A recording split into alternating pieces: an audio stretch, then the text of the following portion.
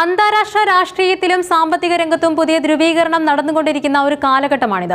American president Donald ട്രംപിന്റെ America first നയങ്ങളും ലോകമെമ്പാടുമുള്ള വ്യാപാര ബന്ധങ്ങളെ പുനർനിർവചിക്കാനുള്ള അദ്ദേഹത്തിന്റെ ശ്രമങ്ങളും ഇതിൽ നിർണായക പങ്ക് വഹിക്കുന്നുണ്ട്. ഏറ്റവും ഒടുവിലായി ബ്രിക്സ് രാജ്യങ്ങൾ ഉൾപ്പെടെയുള്ള ചില രാഷ്ട്രങ്ങൾക്ക് മേൽ അധിക തീരുവ ചുമത്തുമെന്ന ട്രംപിന്റെ ഭീഷണി Brazil president Luiz Inacio Lula da സിൽവയുടെ ശക്തമായ പ്രതികരണത്തിലൂടെ ശ്രദ്ധേയമായി. ലോകം മാറിയിരിക്കുന്നു, നമുക്കിനി ചക്രവർത്തിമാരെ ആവശ്യമില്ല എന്ന അദ്ദേഹത്തിന്റെ പ്രസ്താവന ആഗോള സാമ്പത്തിക ശക്തികളുടെ സന്തുലിതാവസ്ഥയിൽ വരുന്ന മാറ്റങ്ങളെ അടിവരയിടുന്ന ഒന്നായിരുന്നു. റിയോ ഡി ജനീറോയിൽ നടന്ന ബ്രിക്സ് ഉച്ചകോടിയുടെ സമാപന ദിവസമാണ് ലുല ഡ സിൽവെ തന്റെ നിലപാട് വ്യക്തമാക്കിയത്. ആഗോള സമ്പദ് വ്യവസ്ഥയെ നിയന്ത്രിക്കാൻ പുതിയ വഴികൾ തേടുന്ന രാജ്യങ്ങളുടെ കൂട്ടായ്മയായാണ് അദ്ദേഹം ബ്രിക്സിനെ വിശേഷിപ്പിച്ചത്. ഇതുകൊണ്ടാണ് ബ്രിക്സ് ആളുകളെ അസ്വസ്ഥരാക്കുന്നത് എന്ന അദ്ദേഹത്തിന്റെ വാക്കുകൾ പാശ്ചാത്യ ശക്തികൾക്ക്, പ്രത്യേകിച്ചും അമേരിക്കയ്ക്ക് ബ്രിക്സ് കൂട്ടായ്മ ഒരു വെല്ലുവിളിയായി മാറുന്നു എന്നതിന്റെ സൂചനയാണ്. ഡോളറിനെ ആശ്രയിക്കാതെ രാജ്യങ്ങൾക്ക് പരസ്പരം വ്യാപാരം നടത്താൻ പുതിയ വഴികൾ കണ്ടെത്തേണ്ടതിന്റെ ആവശ്യകതയും അദ്ദേഹം ഊന്നി പറഞ്ഞു. ഈ ലക്ഷ്യം കൈവരിക്കാൻ കേന്ദ്ര ബാങ്കുകൾ തമ്മിൽ ചർച്ചകൾ നടക്കേണ്ടതിന്റെ പ്രാധാന്യവും അദ്ദേഹം എടുത്തു പറഞ്ഞു. 2024 തുടക്കം മുതൽ ട്രംപ് തന്റെ വ്യാപാര നയങ്ങളിൽ വലിയ മാറ്റങ്ങൾ വരുത്തുമെന്ന് സൂചന നൽകിയിരുന്നു. അധികാരത്തിലെത്തിയാൽ ചില രാജ്യങ്ങൾക്ക് അധിക തീരുവ ചുമത്തുമെന്നായിരുന്നു അദ്ദേഹത്തിന്റെ പ്രഖ്യാപനം. ട്രൂത്ത് സോഷ്യലിൽ പങ്കുവച്ച ഒരു കത്തിലൂടെയാണ് അദ്ദേഹം 14 രാജ്യങ്ങൾക്ക് മേൽ പുതിയ തീരുവകൾ പ്രഖ്യാപിച്ചത്.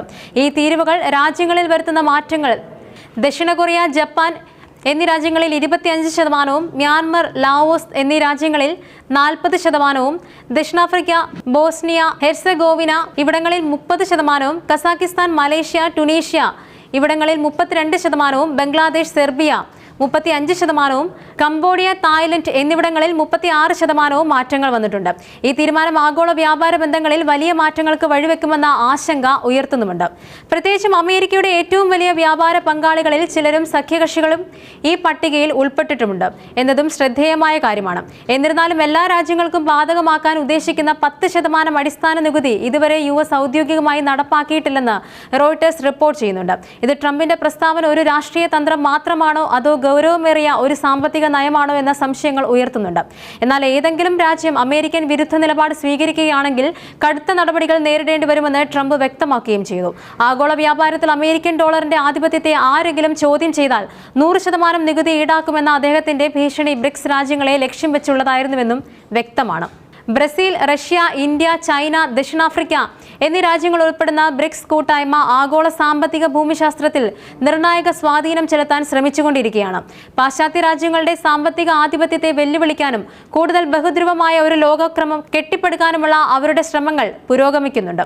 ഡോളറിനെ ആശ്രയിക്കാതെ വ്യാപാരം നടത്താനുള്ള വഴികൾ കണ്ടെത്തണമെന്ന ലുല ഡ സിൽവയുടെ ആവശ്യം ഇതിന്റെ ഭാഗമാണ്. ഡോളറിന്റെ ആധിപത്യം അമേരിക്കയ്ക്ക് ആഗോള സാമ്പത്തിക രംഗത്ത് വലിയ സ്വാധീനം നൽകുന്നുമുണ്ട്. അന്താരാഷ്ട്ര വ്യാപാര ഇടപാടുകളിൽ ഭൂരിഭാഗവും ഡോളറിലാണ് നൽകുന്നത്. ഇത് അമേരിക്കയ്ക്ക് സാമ്പത്തിക ഉപരോധങ്ങൾ ഏർപ്പെടുത്താനും ലോകമെമ്പാടുമുള്ള സാമ്പത്തിക പ്രവർത്തനങ്ങളിൽ ഇടപെടാനുള്ള അധികാരം നൽകുന്നുണ്ട്. ഈ ആധിപത്യം ഇല്ലാതാക്കാൻ ബ്രിക്സ് രാജ്യങ്ങൾ ശ്രമിച്ചുകൊണ്ടിരിക്കുന്നുണ്ട്. പ്രാദേശിക കറൻസികളിൽ വ്യാപാരം നടത്താനുള്ള സാധ്യതകൾ അവർ ആരായുന്നുണ്ട്. ഉദാഹരണത്തിന് റഷ്യയും ചൈനയും തമ്മിലുള്ള വ്യാപാരത്തിൽ യുവാൻ ഉപയോഗിക്കുന്നത് വർദ്ധിച്ചു വരുന്നുണ്ട്. ഇന്ത്യയും മറ്റ് ചില രാജ്യങ്ങളുമായി രൂപയിൽ വ്യാപാരം നടത്താനുള്ള ധാരണകളിലേക്ക് എത്തിയിട്ടുമുണ്ട്. ഈ നീക്കങ്ങൾ ഡോളറിന്റെ പ്രാധാന്യം കുറയ്ക്കാനും ആഗോള ധനകാര്യ വ്യവസ്ഥയെ കൂടുതൽ വൈവിധ്യവൽക്കരിക്കാനും സഹായിക്കും. ലുല ഡ സിൽവെ പറഞ്ഞതുപോലെ ഈ മാറ്റങ്ങൾ പതുക്കെ മാത്രമേ നടപ്പിലാകൂ. കേന്ദ്ര ബാങ്കുകൾ തമ്മിൽ വിപുലമായ ചർച്ചകളും സഹകരണവും ഇതിന് ആവശ്യമാണ്. എന്നാൽ ഡോളറിന്റെ ആധിപത്യത്തെ വെല്ലുവിളിക്കാനുള്ള ബ്രിക്സ് രാജ്യങ്ങളുടെ നീക്കം ഭാവിയിലെ ആഗോള സാമ്പത്തിക ക്രമത്തിൽ വലിയ സ്വാധീനം ചെലുത്തുമെന്നത് നിസ്സംശയം പറയാം.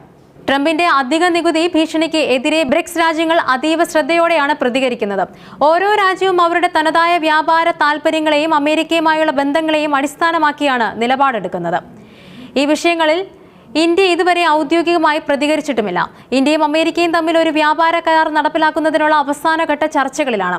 ഈ സാഹചര്യത്തിൽ ട്രംപിന്റെ പ്രഖ്യാപനത്തോട് പെട്ടെന്ന് പ്രതികരിക്കുന്നത് നിലവിലെ ചർച്ചകളെ ബാധിച്ചേക്കാമെന്ന് ഇന്ത്യ കരുതുന്നുണ്ടാവാം. എന്നാൽ അമേരിക്കയുമായി ഏറ്റവും നല്ല വ്യാപാര ബന്ധം പുലർത്തുന്ന രാജ്യങ്ങളിൽ ഒന്നാണ് ഇന്ത്യ. അതുകൊണ്ട് തന്നെ ട്രംപിന്റെ നയങ്ങൾ ഇന്ത്യയുടെ വ്യാപാരത്തെ എങ്ങനെ ബാധിക്കുമെന്നത് ശ്രദ്ധയോടെ നിരീക്ഷിക്കപ്പെടുന്നുമുണ്ട്.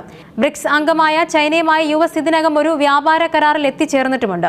ട്രംപ് ഭരണകൂടം ചൈനയുമായി ഒരു വ്യാപാര യുദ്ധം ആരംഭിച്ചിരുന്നുവെങ്കിലും പിന്നീട് ചില ഒത്തുതീർപ്പുകളിലും എത്തി. എന്നിരുന്നാലും ചൈനീസ് ഉൽപ്പന്നങ്ങൾക്ക് മേൽ അമേരിക്ക ചുമത്തിയിരുന്ന തീരുവകൾ പൂർണ്ണമായും പിൻവലിച്ചിട്ടില്ല. അതുകൊണ്ട് ട്രംപിന്റെ പുതിയ ഭീഷണികൾ ചൈനയെ എങ്ങനെ ബാധിക്കുമെന്ന് കണ്ടറിയണം. ചൈന തങ്ങളുടെ സാമ്പത്തിക ശക്തി ഉപയോഗിച്ച് ഇത്തരം വെല്ലുവിളികളെ നേരിടാൻ സജ്ജരാണ്.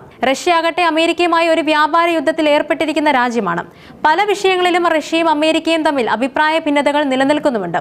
അതുകൊണ്ടാണ് ട്രംപിന്റെ ഭീഷണികളെ റഷ്യ അത്ര കാര്യമായി കാണാനിടയില്ലാത്തത്. ഡോളറിന്റെ ആധിപത്യം കുറയ്ക്കാൻ ഏറ്റവും കൂടുതൽ താൽപര്യം കാണിക്കുന്ന രാജ്യങ്ങളിലൊന്നാണ് റഷ്യ. ഡൊണാൾഡ് ട്രംപിന്റെ ഈ ഭീഷണികൾ ആഗോള വ്യാപാരത്തിൽ അസ്ഥിരത സൃഷ്ടിക്കാൻ സാധ്യതയുമുണ്ട്. സംരക്ഷണവാദ നയങ്ങൾ ആഗോള സാമ്പത്തിക വളർച്ചയെ മന്ദഗതിയിലാക്കുമെന്നും രാജ്യങ്ങൾ തമ്മിലുള്ള ബന്ധം വഷളാക്കുമെന്നും സാമ്പത്തിക വിദഗ്ധർ മുന്നറിയിപ്പ് നൽകുന്നുമുണ്ട്. എന്നിരുന്നാലും ട്രംപിന്റെ ഈ നയങ്ങൾ ഡോളറിന്റെ ആധിപത്യത്തിൽ നിന്നും മാറി ചിന്തിക്കാൻ മറ്റ് രാജ്യങ്ങളെ പ്രേരിപ്പിക്കുമെന്നും അതുവഴി കൂടുതൽ സന്തുലിതവും ബഹുധ്രുവവുമായ ഒരു ലോക സാമ്പത്തിക ക്രമം രൂപീകരിക്കുന്നതിന് ഇത് വഴിവെച്ചേക്കാമെന്നും ചിലർ വാദിക്കുന്നുണ്ട്. ബ്രിക്സ് രാജ്യങ്ങൾ ആഗോള സാമ്പത്തിക രംഗത്ത് തങ്ങളുടെ സ്വാധീനം വർദ്ധിപ്പിക്കാൻ ശ്രമിക്കുമ്പോൾ അമേരിക്കയുടെ പ്രതികരണം എങ്ങനെയായിരിക്കുമെന്നത് പ്രധാനമാണ്.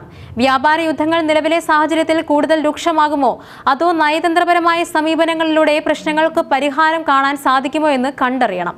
എന്തായാലും ഈ നീക്കങ്ങൾ ആഗോള രാഷ്ട്രീയത്തിലും സാമ്പത്തിക രംഗത്തും വലിയ മാറ്റങ്ങൾക്ക് വഴിവെക്കുമെന്നത് ഉറപ്പാണ്.